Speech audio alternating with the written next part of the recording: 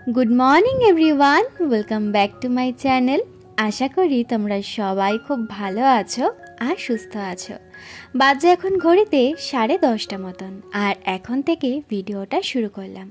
घुम थेके उठेई देखी आजके खूब सुंदर रोद उठेছে। गत दुदिन भालोई बृष्टि छिलो, कलकातातेও बृष्टि छिलो और आमादेर एखानेও किन्तु भालोई बृष्टि हयेছে।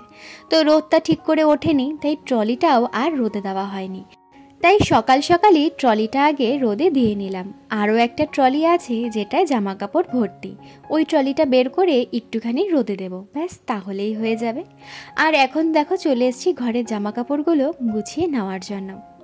আজকে সকাল থেকে মনটা কিন্তু ভীষণ ভালো। আর এদিকে দেখো মিস্টার চক্রবর্তীর অবস্থা, কাগজ দিয়ে এখনও বাচ্চাদের মতন প্লেন বানিয়ে ঘরে সাজিয়ে রাখে।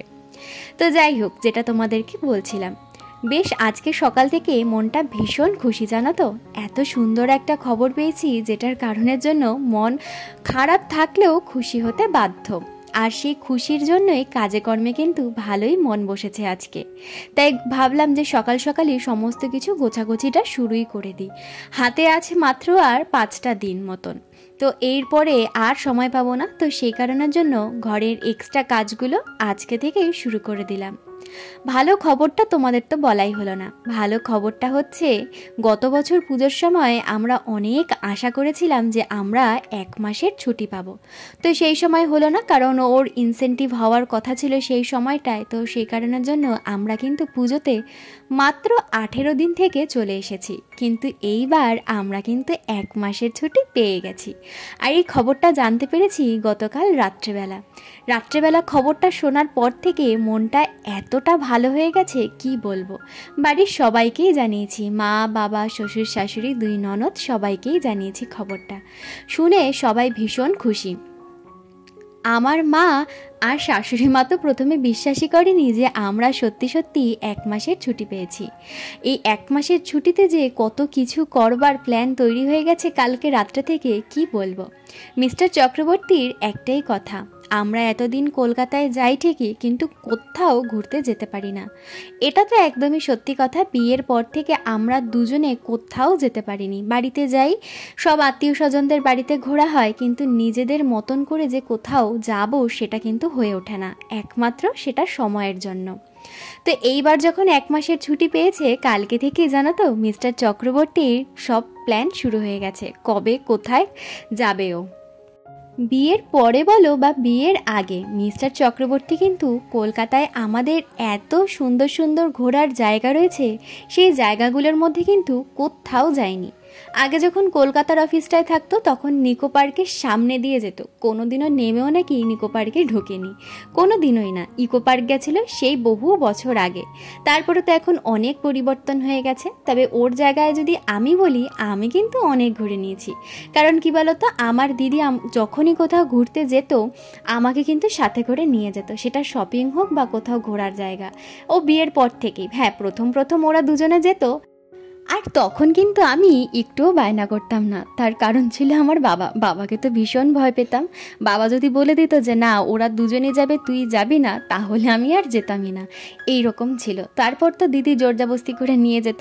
মানে আমার বাবা চাইতো কি সবসময় যে বিয়ে হয়ে গেছে তারপরেও একটা প্রাইভেসি মেনটেন করতে হয়। তো সেই কারণের জন্যই আমার বাবা তখন বারণ করতো। তখন হয়তো রাগ হতো, কিন্তু এখন সেটা ভালো করেই বুঝতে পারি। একটা ছোট্ট ইনসিডেন্ট আছে জানো তো, বিয়ের যখন দিদির 3-4 বছর হয়ে গেছে, তো একদিন দিদি আমাদের বাড়িতে এসছে, রাত্রেবেলা দিদির কাছে শোবো বলে বায়না করেছি, আর আমার বাবা কিছুতেই আমাকে দিদির সাথে শুতে দিল না তো দিলই না। তো যাই হোক, যেটা বলছিলাম, তো আমার তো মোটামুটি সমস্ত জায়গায় ঘোরা হয়ে গেছে, কিন্তু মিস্টার চক্রবর্তীর কোথাও ঘোরা হয়নি। তাই কালকে থেকে বেচারা অনেক আশা করছে যে এরপর বাড়িতে গেলে তুমি আর আমি কলকাতার অনেকগুলো জায়গায় ঘুরে আসবো গিয়ে। তো যাই হোক, এত আশা করব না আগে থেকে, পরে গিয়ে দেখবো যে বৃষ্টির জন্য কোথাও বেরোতেই পারছি না, আর নয়তো নানান রকমের প্রবলেম বা ঝামেলা। তো সেই কারণের জন্য আগে থেকে আমি কোনো কিছুতেই আশা করি না। আমি বলছি যে আগে আমি ট্রেনে উঠবো, বাড়িতে গিয়ে পৌঁছাবো, তারপর যা হবার দেখা যাবে। কারণ সত্যি কথা বলতে কি বলো তো, আমি যাই আশা করি না কেন পরবর্তী সময় গিয়ে দেখি কি সেগুলো সব কোনো না কোনো কারণের জন্য ভেস্তে গেছে। তো সেই কারণের জন্য আমি আগে থেকে কোনো আশাই করি না। আর ওর এটা সবথেকে বড় আফসোস যে আমরা দুজনে মিলে কোথাও যেতে পারিনি, এইটা হচ্ছে সবথেকে বড় একটা আফসোস। বিয়ের পর যে হানিমুনি তখন তো ননদরা সাথে গেছিলো, সবাইকে নিয়ে গেছিলাম, তো আলাদাভাবে আর ঘোরাটা আমাদের হয়নি। তো ওই কারণের জন্য ও একটা সবথেকে বড় আক্ষেপ যে চেন্নাইতে তো কাজের জন্য আমরা থাকি, কিন্তু কোথাও ঘুরতে যাওয়া বা কোথাও একটা আলাদাভাবে যাওয়া সেটা কিন্তু এখনো পর্যন্ত আমাদের হয়নি। তো এইবার 1 মাসের মানে ছুটি মানে অনেকটাই বড় ছুটি, তো সেটাই এবার চেষ্টা করব দুজনে একটুখানি সময় কাটানোর। আর এখানে দেখো আমি কিন্তু এখন সমস্ত কিছু প্যাকিং করতে বসে পড়েছি। প্যাকিং করতে করতে দেখতে পেলাম আমার এই গুগল অ্যাডসেন্সটা, আর দেখেই মনটা জানো তো ভীষণ ভালো হয়ে গেল। তো যেটা বলছিলাম আর কি, এখন দেখতেই পাচ্ছ এই পেটিতে করে সমস্ত কিছু ঢুকিয়ে রাখছি, তারও কিন্তু একটা বিশেষ কারণ রয়েছে। কারণ মিস্টার চক্রবর্তীর এই প্রজেক্টটাও অলমোস্ট শেষের দিকে, নতুন প্রজেক্ট ঢোকার সময় চলে এসেছে। তা ওই কালকে আমাকে বলল তুমি সমস্ত কিছু আলাদাভাবে গুছিয়ে এক জায়গায় রেখে দাও, যদি নতুন প্রজেক্ট এর মধ্যেই ঢুকে যায় তাহলে যাতে অফিস থেকে এগুলো পাঠাতে অসুবিধা না হয়। তো সেই কারণের জন্যই দেখো এখন ফ্লিপকার্ট থেকে একটা পার্সেল আমাদের আনা হয়েছিল, সেই পার্সেলের বক্সটা আমি রেখে দিয়েছিলাম। তো সেই বক্সের মধ্যে এখন আমাদের যা দরকারি জিনিস সেগুলো রেখে দিয়েছি, আর যেগুলো লাগবে না সেগুলো ফেলে দেবো। কারণ অনেক দিন ধরে না ওপরের সেলফটা পরিষ্কার করা হচ্ছে না, দরকারি অদরকারি অনেক জিনিসই জমে গেছিলো। আর ও বললো সমস্ত জিনিস যেগুলো দরকারি এক জায়গায় করে রেখো। তো সেই কারণের জন্যই এখন যেটুকুনি সময় পেলাম সেই সময়টুকুনির মধ্যে ওপরের সেলফে যা যা ছিল সেগুলো সব গুছিয়ে রেখে দিলাম। আর তার সাথেও আমাদের হলের যে সেলফের যে দরকারি জিনিসগুলো ছিল সেগুলো পেটিতে ঢুকিয়ে দিয়েছি। আর পরিষ্কার করে ফেলাম ঠাকুরের বাসনে একটা পেটির মধ্যে ঢুকিয়ে দিলাম, সেটা তোমাদেরকে দেখালাম না, তখন কারেন্টটা চলে গেছিলো, ঘরটা একদমই অন্ধকার হয়ে যায়, তো তখন আর ওই জন্য ভিডিওটা নিলাম না। ঠাকুরের বাসন সমস্ত কিছু এক জায়গায় ঢুকিয়ে দিয়েছি। আর গোপালের জামা কাপড়ও বের করে নিয়েছি, যেগুলো নিয়ে যাব আর যেগুলো লাগবে না সেগুলো আলাদা করে রেখে দিয়েছি। এবার বাড়িতে গেলে তো আরও অনেক জামা কাপড় কিনবই, পুজোতে তো নতুন জামা কিনতেই হবে। তো সেই কারণের জন্য না ওর জন্য অল্প কয়েকটা জামা কাপড় বার করে রেখেছি। তো এখন ওর ব্যাগে ঢোকায়নি, কারণ বাবা আগের বছর যে ব্যাগটা আমাকে দিয়েছিল, একটা ছোট্ট ব্যাগ একটা বড় ব্যাগ, তো সেই ছোট্ট ব্যাগটার মধ্যেই গোপালের সমস্ত জামা কাপড়গুলো ঢোকাবো।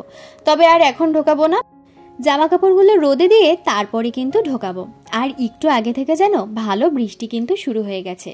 আর তখনই মিস্টার চক্রবর্তী ফোন করে বলল যে আজকে একটু গরম গরম খিচুড়ি করো। আজকেও সামনের অফিসটায় গেছে, তো দুপুরবেলা খেতে আসবে। আর এর মধ্যে কিন্তু আমি খিচুড়ি বসিয়ে দিয়েছি গরম গরম। তো খিচুড়িটা হতে হতে আমি এদিকে ঘরটা ঝাড় দিয়ে ঘরটা একেবারে মুছে নিলাম, এরপর যাব রান্নাঘরের দিকে। আর দেখো কি বৃষ্টি হচ্ছে, এক টানা কিন্তু বৃষ্টি হয়েই যাচ্ছে। আর এখানে একটাই ভালো জিনিস যে রাস্তায় কিন্তু একটুও জল জমে না। আর আজকে এই ওয়েদারে গরম গরম খিচুড়ি, মাছ ভাজা, পাঁপড় ভাজা খেতে কিন্তু ভীষণ ভালো লাগবে। আর দেখো সকাল সকালই ট্রলিটা রোদে দিয়ে নিয়েছিলাম, নয়তো যদি বেলার অপেক্ষা করতাম তাহলে আর আজকেও রোদে দেওয়া হতো না। তো যাই হোক, এই বৃষ্টি দেখলে তো হবে না, ওদিকে রান্নাঘরের অনেক কাজকর্ম পড়ে আছে। তো চলো রান্নাঘরের দিকে যাওয়া যাক। আর এই বৃষ্টি শুরু হয়েছে তো জানি যে একটু পরেই কারেন্টটা কিন্তু আবার চলে যাবে, তাই ফোনটাও একটু চার্জে দিয়ে নিই। আর এখানে ছিল মাছ, 3 টুকরো মাছই লাস্ট ছিল, তো সেই মাছটা একটুখানি ম্যারিনেট করে নিচ্ছি খিচুড়িটা হতে হতে। আর গরম গরম মাছ ভাজা করব, খিচুড়ি, মাছ ভাজা, আর সাথে থাকবে হচ্ছে গরম গরম পাঁপড় ভাজা। স্নান টান করে পুজো দেওয়া হয়ে গেছে আমার কমপ্লিট। আর বৃষ্টিটা সবে একটুখানি ধরেছে, এর মধ্যেই দেখলাম মিস্টার চক্রবর্তী কিন্তু চলে এসেছে। আর এখনই দুজনে খেতে বসে পড়েছি, বেশ অনেকগুলো দিন পর দুজনে আবার একসাথে খেতে বসলাম। তো চলো আগে খেয়ে নিই, তারপর আবার কথা হচ্ছে তোমাদের সাথে। খাওয়া দাওয়া হয়ে গেছে অনেকক্ষণ আগেই, আর মিস্টার চক্রবর্তী জাস্ট বেরিয়ে গেল, কিন্তু বাইরে এত মেঘ করেছে, পুরো অন্ধকার করেছে। ঘর তো এমনি অন্ধকার, আরোই অন্ধকার হয়ে গেছে, ওই জন্য লাইটটা জ্বালাতে হলো।